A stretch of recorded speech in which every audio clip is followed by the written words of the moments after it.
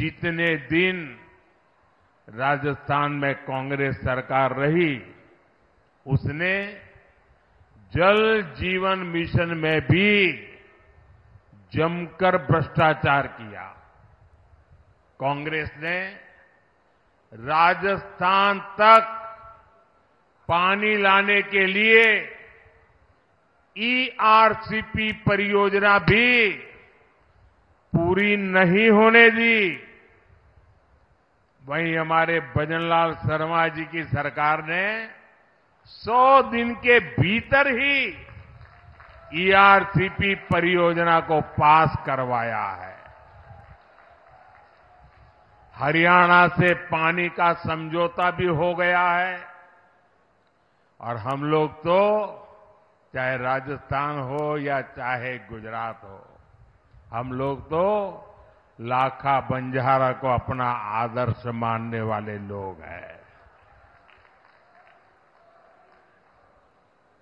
हमारा संकल्प है कि हम राजस्थान के हर घर तक पानी पहुंचाएं। साथियों, कांग्रेस की सोच ही विकास विरोधी है।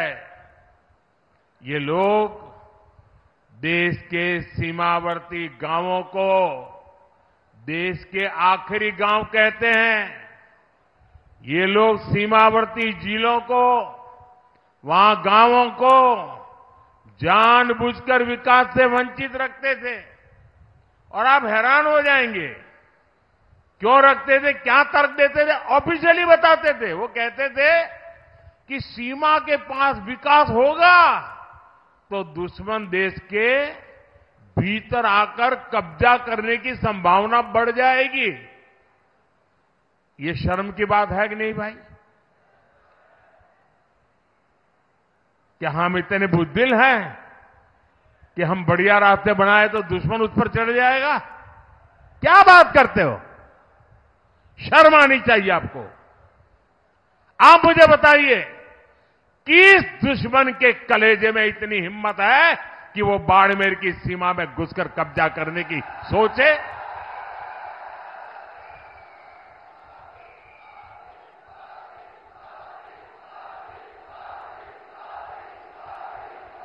है हिम्मत किसी में?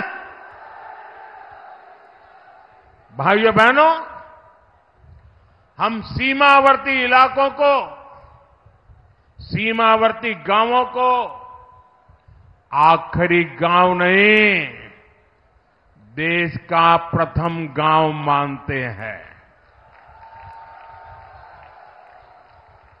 हमारे लिए देश की सीमा यहां पूरी नहीं होती है। हमारे यहां से देश शुरू होता है।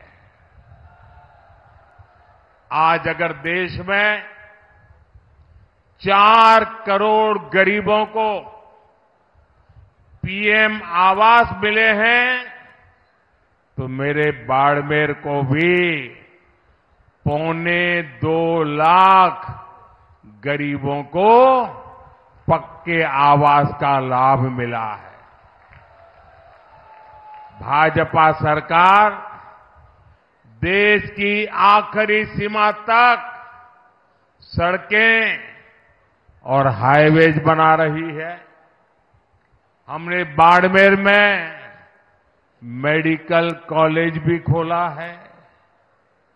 आज सीमावर्ती बाड़मेर में 72,000 करोड़ रुपए लागत की रिफाइनरी शुरू होने जा रही है। और मेरे बाड़मेर के भाई बहन सुनिए, अगर यहां कांग्रेस की सरकार न होती तो मेरे दूसरे टर्म में ही मैं आकर उद्घाटन कर जाता। लेकिन कांग्रेस ने ऐसे ऐसे रुकावटें डाली, लेकिन मैं आपको गारंटी देता हूं, मेरे तीसरे टर्म में मैं रिफाइनरी का उद्घाटन करने जरूर आऊंगा। और जिस दिन रिफाइनरी के उद्घाटन के लिए आऊंगा, उस दिन इस चुनाव विजय के लिए धन्यवाद भी करने आऊंगा। आने वाले समय में इस इलाके में रोजगार के अवसर पैदा होंगे, युवाओं के लिए नए रास्ते बनेंगे। मेरे बाड़मेर के भाई बहन जो पुराने लोग हैं, वो जब मेरी ये बात सुनते हैं तो उनको लगेगा या ये संभव है, ये होगा क्या? स्वाभाविक है कि ऐसी मुसीबतों में उन्होंने जिंदगी गुजारी है। यहां से पलायन होना बहुत स्वाभाविक था। मां बाप भी बच्चों को कहते थे भाई कहीं और चले जाओ, यहां रह के क्या करोगे, वो दिन थे। ऐसा ही हाल कच्छ का था। मैं गुजरात का अनुभव बताता हूं आपको। कच्छ का भी हाल ऐसा ही था, लेकिन 2001 के भूकंप के बाद गुजरात के लोगों ने मुझे सेवा का मौका दिया। आज पूरे हिंदुस्तान का सबसे तेज विकास करने वाले जो जिले हैं, उसमें आज कच्छ जिला पहुंच गया है। मुंबई में जमीन की जो कीमत होती है, वो कच्छ की जमीन की कीमत हो गई है।